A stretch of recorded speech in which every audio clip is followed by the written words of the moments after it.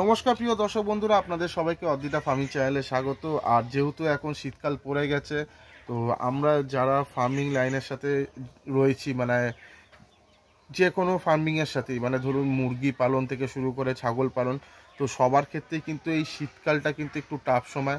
খুবও শীত একটু টাফ হয়, আবার কিন্তু খুব গরমকালটাও কিন্তু টাফ সময় থাকে, কারণ এই সময় দুটোতেই কিন্তু পশু পাখি সব থেকে বেশি কিন্তু রোগ হয়।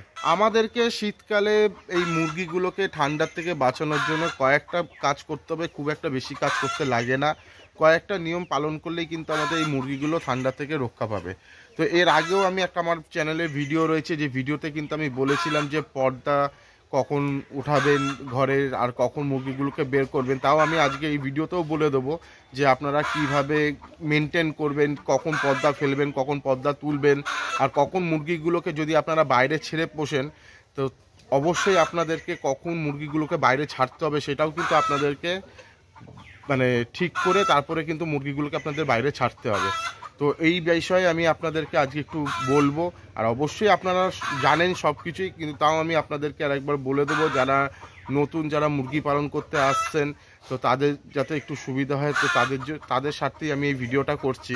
সবার প্রথমে হচ্ছে, আপনারা যারা মানে এরকম ঘরে মুরগি পালন করেন, মানে আমারটা ছোট ঘর, আপনারা যারা বড় ঘরে মুরগি পালন করেন বা আপনারা যারা মুরগি ছেড়ে পালন করেন, তো আপনাদের যদি এরকম ঘর হয়ে থাকে, তো অবশ্যই এতে কিন্তু পর্দা দিতেই হবে। যেহেতু এই ঘরটা চারিদিক দিয়ে খোলা, সেহেতু উপরে আমার পর্দা দেওয়া। উপরে পর্দার থেকে কিন্তু আমার যে উপরে এই কালো প্লাস্টিকটা দেখছেন, ওই জায়গাটা কিন্তু আমার ফাঁকা থাকতো, কারণ যে ভেতরে যে গ্যাসটা তৈরি হতো, গ্যাসটা যাতে উপর থেকে বেরিয়ে যেতে পারে। কিন্তু এখন আমি ওই জায়গাটা ঢেকে দিয়েছি, কারণ হচ্ছে কি, ওই জায়গাটা দিয়ে মুরগিগুলো কিন্তু আমার সব মুরগি কিন্তু ম্যাক্সিমাম এই বাইরে, মানে এই যে উপরে যে মাচা টাইপের করা রয়েছে, বাঁশগুলো রয়েছে, এর উপরেই সব মুরগিগুলো আমার থাকে। সেহেতু আমি উপরটা ঢেকে দিয়েছি, যাতে উপর থেকে বাইরের ঠান্ডা হাওয়া যাতে ঘরে ঢুকতে না পারে। শুধু এদিক না, চারদিক দিয়ে ঘিরে দিয়েছি, আর আমার চারদিকেই পর্দা দেওয়া রয়েছে। তো এই পর্দাটা নর্মালি কী হয়, মুরগিগুলো যখন সন্ধেবেলায় ঘরে ঢুকে যায়, তখনই কিন্তু আমি এই পর্দাগুলো নামিয়ে দিই।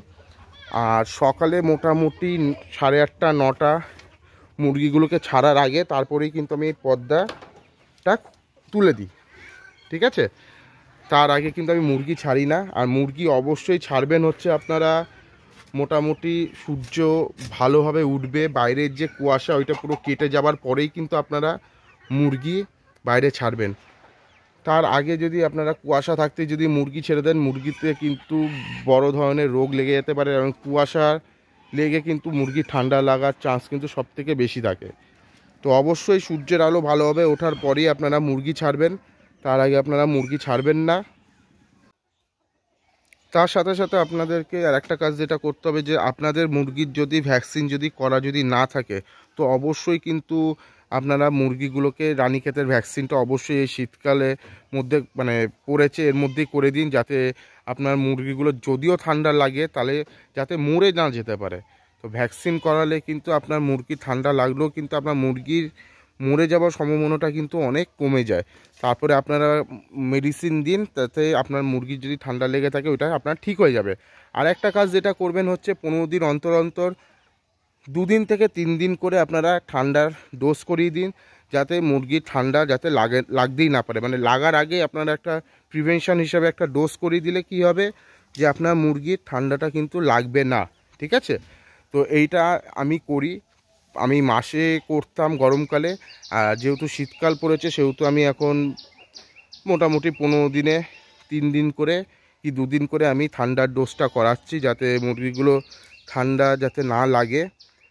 আর একটা জিনিস, যে আপনারা তো যেমন খুব সকালবেলায় মুরগিকে আগে খেতে দিতেন, তো এখন কি করবেন, যেটা আপনার 5টা 5:30টায় খেতে দিতেন, সেটা হচ্ছে নর্মালি খেতে দেবেন হচ্ছে 6টা 6:30 7টায় গিয়ে। কারণ প্রথম জল দিলেন, জলটা একটু লেট করেই দেওয়া ভালো, কারণ কি জল থেকে আপনার ঠান্ডা লেগে যেতে পারে মুরগির।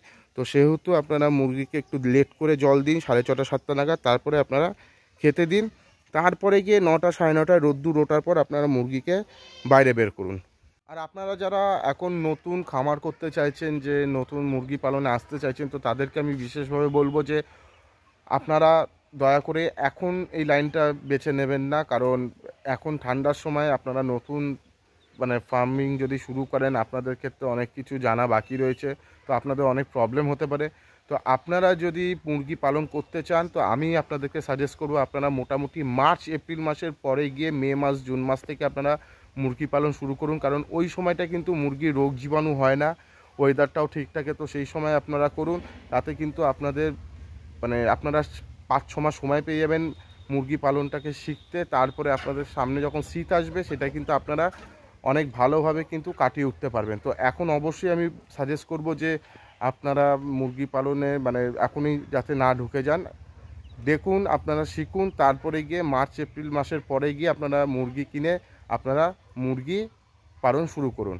তো আজকের এই ভিডিওটা এত অবধি। যদি আপনাদের এই ভিডিওটা ভালো লেগে থাকে, তো অবশ্যই ভিডিওটাতে একটা লাইক দিয়ে দেবেন, আর আমার চ্যানেলটা কিন্তু অবশ্যই সাবস্ক্রাইব করে নেবেন, কারণ আমি কিন্তু যেভাবে মুরগি পালন করি আমি কিন্তু সেইভাবে আপনাদেরকে বলি।